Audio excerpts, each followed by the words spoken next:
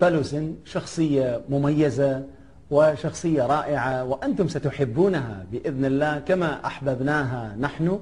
الدكتور علي يبلغ من العمر 50 عاما، وحاصل على شهادة الدكتوراه في الفلسفة الشيوعية وفي العلوم السياسية.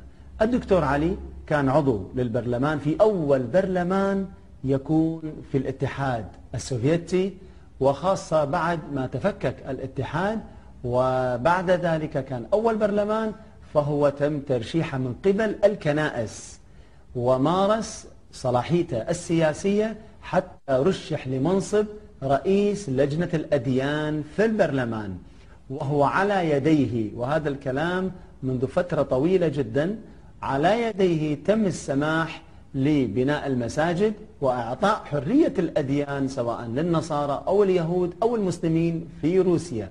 فله الفضل الكبير قبل دخوله في الإسلام على حرية الأديان في روسيا، ثم بعد ذلك دخل في الإسلام عام 1999 ميلادية بعدما قضى من عمره 16 سنة وهو قسيس داخل كنيسة أرثوذكسية. وتعرفون أنتم أن الأرثوذكس من الصعوبة بمكان أنهم يغيرون دينهم، لكنه انطلق بعد ذلك للدعوة إلى الله عز وجل، فألف 3 كتب، وعملت هذه الكتب ضجة كبيرة جدا في روسيا، لدرجة أن البطريرك هناك ومجموعة من القساوسة أصدروا فيه قرار على أنه ملعون، وكذلك ذريته وإلى 7 جيل، هكذا كما يقول.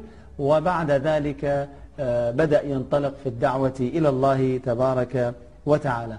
الآن الدكتور علي يمارس نشاطه الدعوي ويهتم في المسلمين الجدد من الروس، وكذلك ينشر مقالاته وأبحاثه عبر الإنترنت وعبر وسائل الإعلام المختلفة. نرحب بك دكتور علي، ونحب في البداية أن نعرف قصة دخولك للإسلام. تفضل. بسم الله الرحمن الرحيم. Я принял ислам, потому что не нашел в христианской церкви. أنا دخلت في الإسلام لأنني وجدت في الإسلام التوحيد الحقيقي الذي لم أجده في الكنيسة النصرانية. نحن كنا نسمع عن التوحيد، ولكن في الحقيقة كنا نتعلم التثليث وتعدد الآلهة في النصرانية، الأمر الذي لم يقنعني. ولما تعلمت على الإسلام وجدت التوحيد الحقيقي من غير أي نوع من أنواع الشرك. исламской доктрины, узнал, что ниспослан священный Коран, я понял, что это и есть последнее откровение, завершающее цепь пророков единобожия, и таким образом я и пришел к исламу и стал муслимом. طيب، معنى هذا هل هناك من أثر عليك من الأشخاص في دخولك للإسلام، أم من خلال قراءتك وللكتب ومطالعاتك الشخصية؟ Нет, никто из людей не повлиял на мое решение. لم يؤثر علي أحد في دخولي في الإسلام، إنما دخلت الإسلام من خلال بحثي وقراءاتي الشخصية. سمعت أن في الإسلام أن الإسلام هو دين التوحيد، وشاهدت برنامج عن الكعبة وعن الإسلام، فأحببت أن أتعرف عليه إلى أن وصلت في النهاية إلى أنه هو الدين الحقيقي. كونك أنت قسيس في الكنيسة الأرثوذكسية، وكما نعلم أنه فجأة بعد 16 سنة أنت اختفيت، ثم بعد ذلك خرجت وأعلنت إسلامك. طيب، الاختفاء أين كان؟ لماذا أنت اختفيت؟ Да, действительно, я отошел сначала от служения в церкви, поскольку أنا ابتعدت عن الكنيسة بعد أن تحولت قناعاتي وأصبحت أشك في النصرانية، فابتعدت عن ممارسة عملي كقسيس، وانشغلت في هذا الوقت بالقراءة وبالبحث إلى أن وجدت أن الإسلام هو الدين الصحيح. عند ذلك ظهرت وأعلنت إسلامي. طيب، من المعلوم أنك عندما أعلنت إسلامك، نحن سمعنا أن البطريرك هناك أصدر قرار بأن عليك أنت اللعنة وإلى 7 أجيال من ذريتك بسبب دخولك في الإسلام. فما هو تفسيرك لمثل هذا القرار، وهل هذا موجود عندكم يعني في الدين المسيحي سابقا أن من حق البطريرك أن يصدر قرار بمثل هذا الشيء؟ Ну, это не совсем так.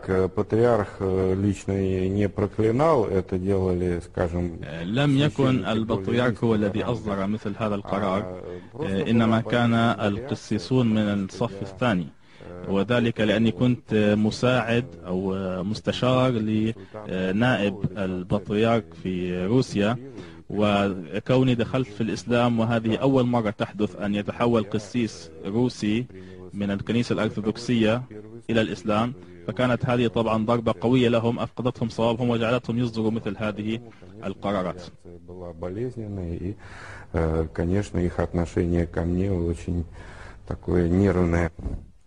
طيب كيف أنت تعاملت مع هذا القرار بعد دخولك للإسلام؟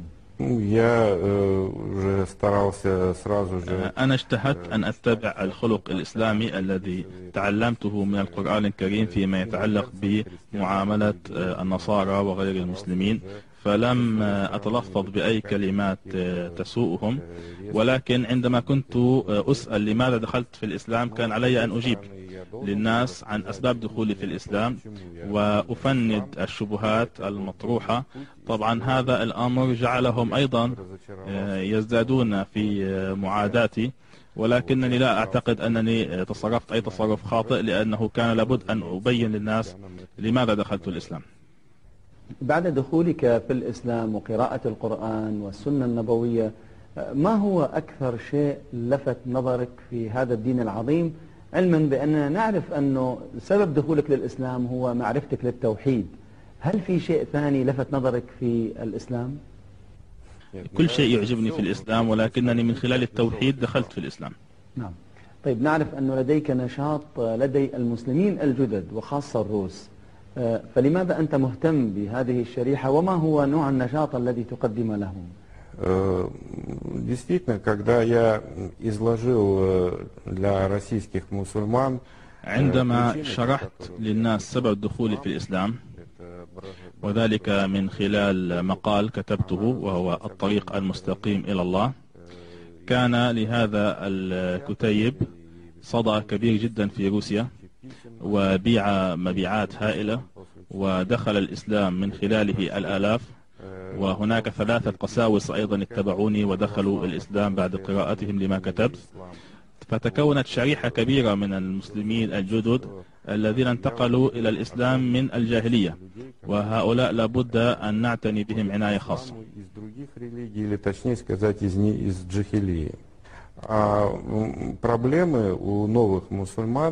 المسلمون في روسيا مقسمون إلى قوميات كثيرة، وكل قومية تحمي نفسها ولها خصوصيتها. فإذا مثلا تزوج شخص امرأة مسلمة ولم يحسن معاملتها حسب الشريعة فهي لها من تستعين بهم. بالنسبة للمسلمين الجدد الروس فهم ينقطعون عن أهليهم وعن أقاربهم السابقين، فلا يوجد لهم ظهر يحميهم، فمن هنا يعني ظهرت الحاجة لوجود تجمع أو لوجود جهة تحمي المسلمين الجدد.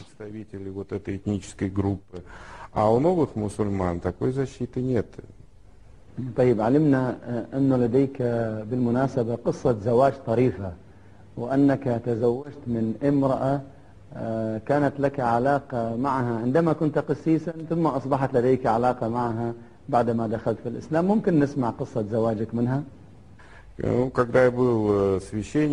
عندما كنت قسيسا كنت أمارس تعميد الأطفال في البيوت، كان ذلك طبعا في الحقبة الشيوعية ولم يكن مسموحا بالتعميد في الكنائس، فكنت أعمد الأطفال في البيوت، ومن هؤلاء الأطفال كانت هناك طفلة عمرها 3 سنوات قمت بتعميدها. وبعد ذلك عندما دخلت في الإسلام وقرأت كتبي واستغربت أن القسيس الذي قام بتعميدها دخل في الإسلام، فتأثرت جدا بهذه الكتب ودخلت في الإسلام وجاءت إلي وتعرفنا على بعض، وذكرتني بأنني قمت بتعميدها في السابق، وبعد ذلك عرضت عليها الزواج فوافقت. طيب بالمناسبة ودنا لو تعرفنا على الكتب التي ألفتها بعد دخولك في الإسلام.